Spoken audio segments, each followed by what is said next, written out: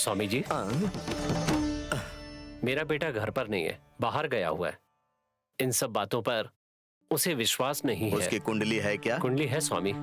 कल्पना, जरा लेकर आओ। लड़की की कुंडली भी है, वही नित्या की कुंडली, वो भी लेकर आऊं क्या? नहीं चाहिए। बात यह है स्वामी जी, मेरा बेटा और वो लड़की, उनकी सगाई हो चुकी थी, लेकिन कुछ कारणों से उनकी सगाई टूट गई।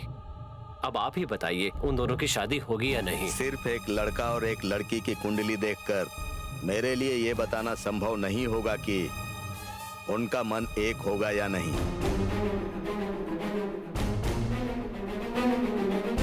ये लीजिए, बेटे की कुंडली देखकर बताइए स्वामी जी। अतीत बताऊं या भविष्य बताऊं?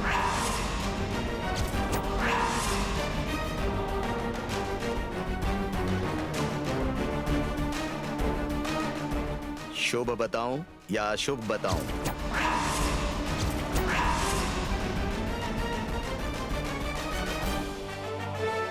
अच्छा बताऊं या बुरा बताऊं?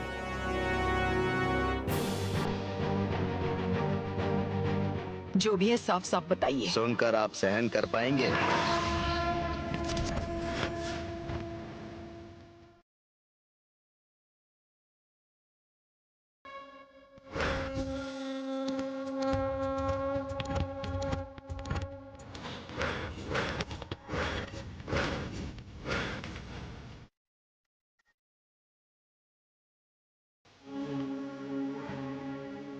ये सब छोड़िए स्वामी जी, आप हमें ये बताइए कि सूर्य देवरा वंश चलेगा या नहीं। हम जानना चाहते हैं हमारे बेटे की शादी होगी या नहीं।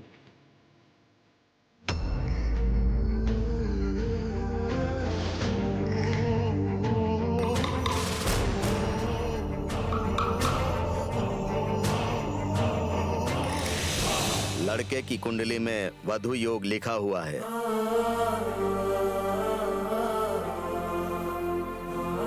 बहुत जल्दी एक लड़की इस घर की बहू बनने वाली है।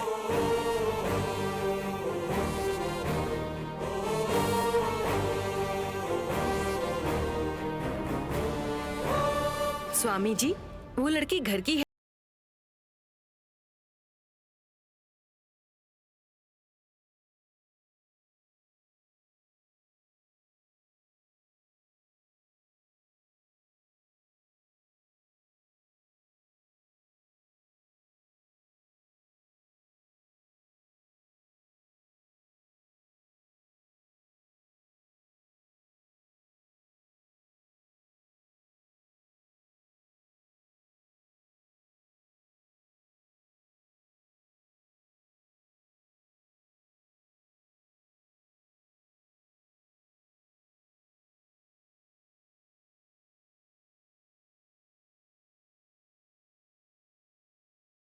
की रानी मिल गई है।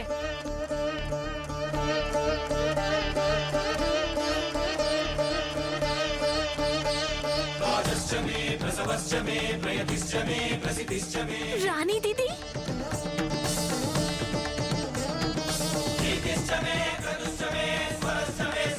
क्या कहा? वो चोर रानी मिल गई? क्या खबर सुनाई है तुमने बुआ? अब मेरी माँ को कुछ नहीं होगा। लेकिन वो रानी हमारे गांव में नहीं है। फिर हैदराबाद में है।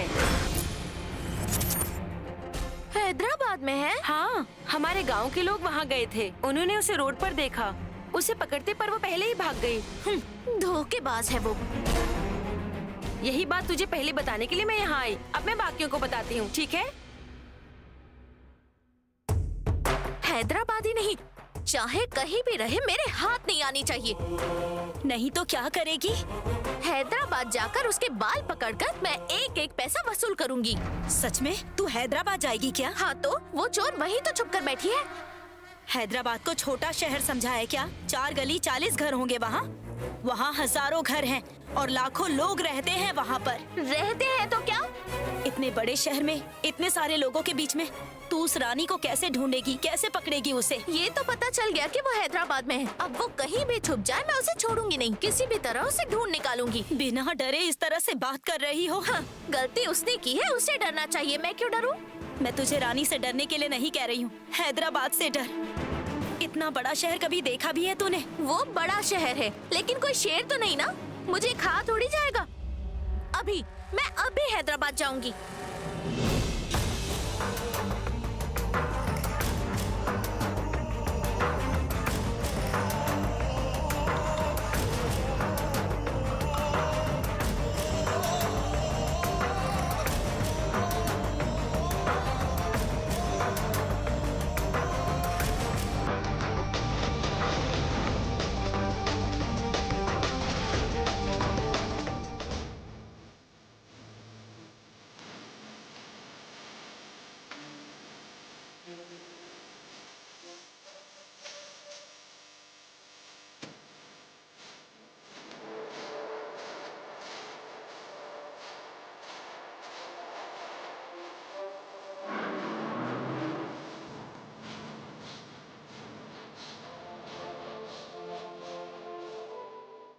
अभी तो शुरू हुआ है।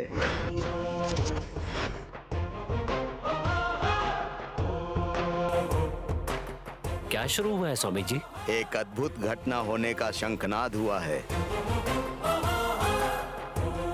क्या अद्भुत है स्वामी जी? इस सृष्टि को काल चक्र चलाता है। प्रकृति और ब्रह्मांड भी काल के आगे सिर झुकाते हैं, लेकिन कभी कभी समय के अतीत में कुछ ऐसा घटित होता है जो भगवान को भी आश्चर्यचकित कर देता है, और उसे ही अद्भुत कहते हैं।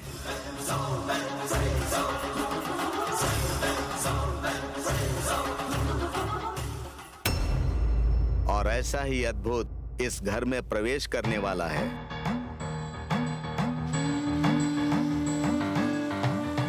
और अब वो शुरू हो चुका है। वो हमारे घर के लिए अच्छा होगा ना स्वामी जी? बताइए स्वामी जी, हमारे लिए ये अच्छा है या बुरा? आग घर को रोशनी दे सकती है, लेकिन शरीर को भी जलाती है।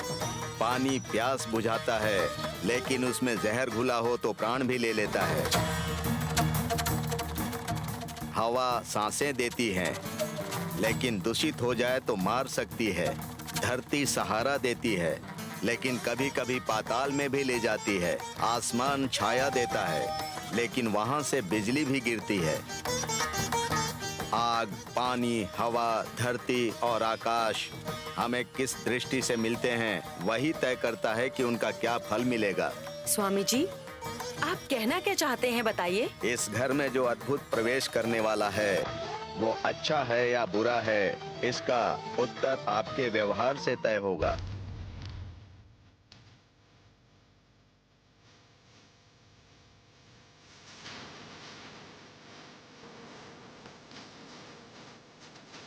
जो सवाल अभी आप लोगों के मन में है, उसका उत्तर आपको बहुत जल्दी मिलने वाला है। वो उत्तर क्या है? श्राप से मुक्ति या किसी और लड़की की मृत्यु?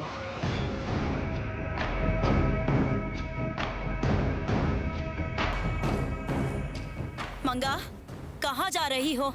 हाँ, हैदराबाद जा रही हूँ माँ। अरे तू पागल हो गई है क्या? अकेले इतने बड़े शहर में इतनी दूर कैसे जाएगी? मुझे रास्ता नहीं पता है माँ, लेकिन मंजिल पता है। क्या पता है तुझे? वो शहर कैसा है पता है? और वहाँ के लोग कैसे हैं पता है? कैसी कैसी मुसीबतें होंगी पता भी है? कुछ दिन पहले भूल गई बगल के गांव में तेरे साथ क्या हुआ था? मुझे तो वही सोच के डर लगता है। जब उसके बारे में सोचती हूँ तो मन कांपने लगता है मेरा। नहीं मंगा, उस रानी से झगड़ा मत कर। हमें पैसा नहीं चाहिए, तू कहीं मत जा, बस तू मेरे सामने है वही काफी है। तुम्हारे सामने रहकर क्या करूँ माँ?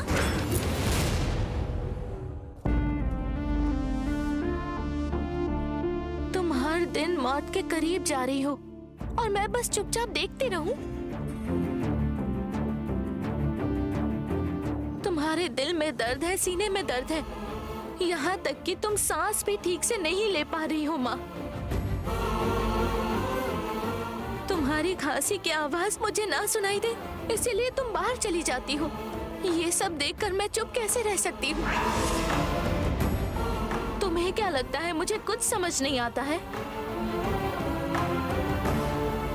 तुम सोचती हो मैं सो गई हूँ, लेकिन तुम मेरे पास बैठकर मेरे भविष्य का सोचते हुए मेरे सिर पर हाथ रखकर रोती हो। क्या मैं वो सब बिना देखे अनजान बन जाऊं?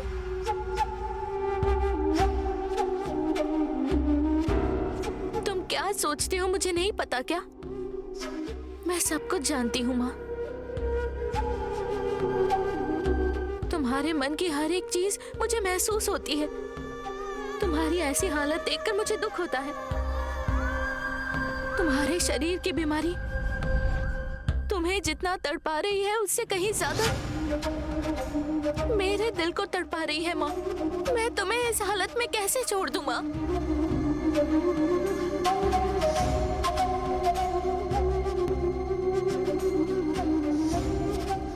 मुझे तुम चाहिए हो माँ। जब तुम मेरे पास नहीं होती हो तो मैं परेशान हो जाती हूँ।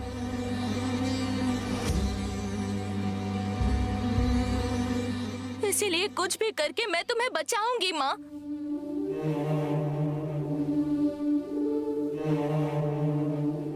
माँ, तुम्हारे अलावा मुझे कुछ दिखाई नहीं देता। तुम्हारे लिए कुछ भी कर सकती हूँ। नहीं मंगा, नहीं, तुम मेरे लिए मुसीबत मोल मत लो। तुम्हारे लिए नहीं तो और किसके लिए मेहनत करूं मैं माँ? तुमने मुझे अपनी कोख में 9 महीने पाला। तुम्हारी सेहत के लिए इतना तो कर ही सकती हूँ। मेरी बात सुनो मंगा, वहाँ कितनी मुश्किलों का सामना करना पड़ेगा पता नहीं। मुश्किलें तो हर जगह है ना माँ। ऐसा सोचेंगे तो कभी आगे नहीं बढ़ेंगे।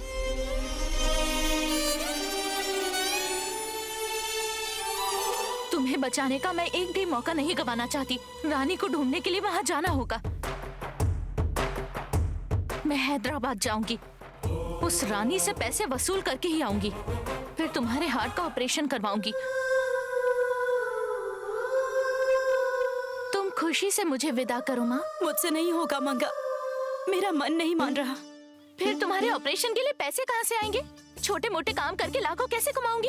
वो सब मुझे नहीं पता, पर मैं चाहती हूँ कि तुम ना जाओ। मुझे जितना जीना होगा जी लूंगी। तो ठीक है, जिस दिन तुम्हारी मौत होगी हम दोनों मर जाएंगे। और नहीं तो क्या?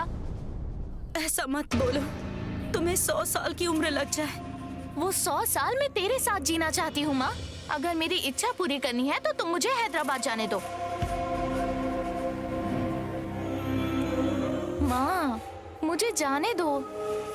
ठीक है, तो मैं भी तुम्हारे साथ जाऊंगी। मैं जाकर आती हूँ। अब तुम मान चुकी हो, अब और कुछ मत कहना। 2 दिन में पैसे के साथ वापस आऊंगी। अब मैं जाकर आऊँ माँ? पैसे मिले चाहे ना मिले मंगा, तुम 2 दिन में वापस आ जाना। ठीक है, अपना ख्याल रखना। 1 मिनट।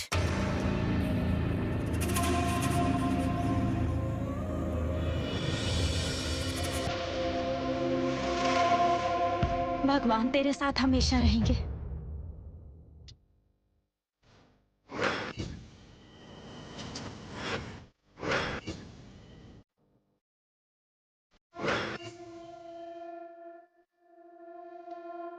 मेरे लिए तुम्हारा आशीर्वाद काफी है।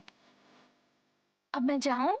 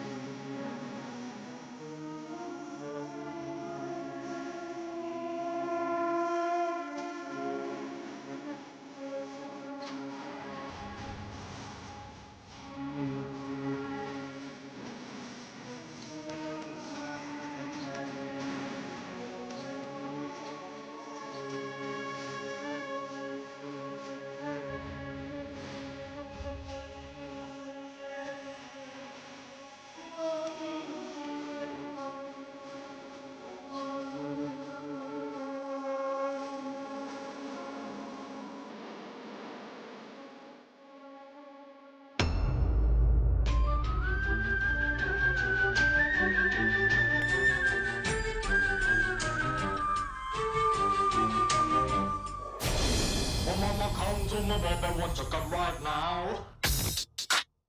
Come to me now. कितनी फूलिश बात की है। एक दिन में मुझे इम्प्रेस करेगा वो? Too much. ये उसका ओवर कॉन्फिडेंस है। नित्या श्रीनिवास, डॉटर ऑफ स्वरूपा श्रीनिवास क्या है मुझे उसे बताना ही होगा।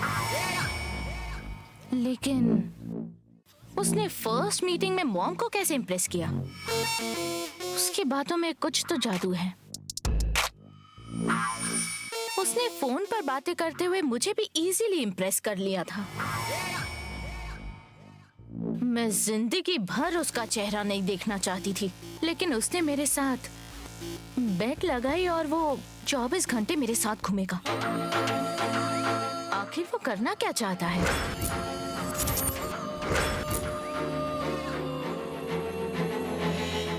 नहीं, मैं उसे कामयाब नहीं होने दूंगी। चाहे वो कितना भी चालाक हो, पर मैं उससे 2 कदम आगे रहती हूँ। देखते हैं वो जीतेगा या मैं जीतूंगी। अगर वो करेक्ट 10 बजे पहुंच गया तो समझो कि जीत उसकी हुई, नहीं तो वो हार जाएगा। देखते हैं।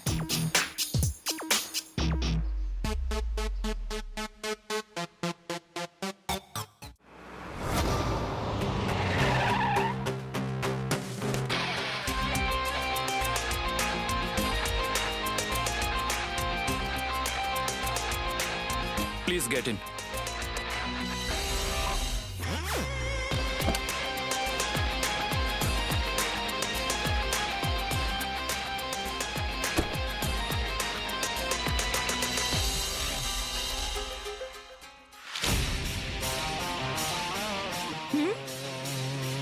So, बताओ। क्या बताऊं? तुम्हारा चेहरा देखकर लग रहा है जैसे तुम कुछ बताना चाहती हो लेकिन बता नहीं पा रही हो। नथिंग। बी फ्रैंक नित्या। मैंने सिर्फ ये देखने के लिए बेट लगाई थी कि तुम टाइम के कितने पक्के हो। तुम हार गई ना। एक्सक्यूज मी, तुम्हें टाइम का सेंस है या नहीं ये चेक कर रही थी और कुछ नहीं। अब समझ में आ गया ना। You know, मैं 5 मिनट पहले आ गई थी। तय किया गया समय से पहले आने का मतलब है कि वो इंसान फ्री है, और जो लेट आते हैं उनको लेजी फेलो कहते हैं। करेक्ट टाइम पर आने वाले को जय कहते हैं। जैसे धरती सूरज का चक्कर लगाती है, उसी तरह समय भी जय के साथ चलता है। तुम समय से पहले आई हो, इससे ये साबित होता है कि तुम इस शर्त के लिए ज्यादा एक्साइटेड हो। नेवर। मुझे क्यों एक्साइटमेंट होगी? लड़कियों को गुस्सा दिलाएंगे तो उनकी असली खूबसूरती दिखती है। मैंने एक बुक में पढ़ा था। अभी देख भी रहा हूँ, तुम ज्यादा खूबसूरत लग रही हो। तुम इस तरह की बुक भी पढ़ते हो क्या? एज अ बिजनेसमैन मैं हर तरह की बुक पढ़ता हूँ, क्योंकि हम कब क्या बिजनेस स्टार्ट करेंगे ये हमें पता नहीं होता। एक लड़की को कैसे खूबसूरत बनाना है, अगर ऐसा बिजनेस करना पड़ जाए तो इस तरह की टिप्स काम आ जाएंगी। गुस्सा दिलाने से लड़कियां खूबसूरत नहीं बनती है, बल्कि कॉस्मेटिक यूज करने से बनती है। तुम बात कर रही हो मेकअप के बारे में, और मैं नेचुरल ब्यूटी के बारे में बात कर रहा हूँ। ठीक है, अभी तुम मुझे कहाँ लेकर जा रहे हो? जहाँ मंजिल ले जाएगी वहां तक चले जाएंगे। तुम्हें यही नहीं पता तो मैं तुम्हारे साथ कैसे आऊँ? मुझे मेरी सेफ्टी के बारे में सोचना होगा ना। सेफ्टी कहाँ से आ गई? मेरी अब तक शादी भी नहीं हुई। मेरी भी शादी नहीं हुई है। तुम लड़के हो, मैं लड़का हूँ और तुम लड़की, इसमें क्या प्रॉब्लम है? वही प्रॉब्लम है। डर तो नहीं लग रहा है ना? Never. I am strong enough. So relax, journey start करते हैं। ठीक है। सीट बेल्ट लगाओ। ऐसा क्यों? अब तक तो सेफ्टी की बात कर रही थी ना, तो अब क्या हुआ तुम्हें? चलो अब जल्दी से सीट बेल्ट लगा लो, हमें निकलना है।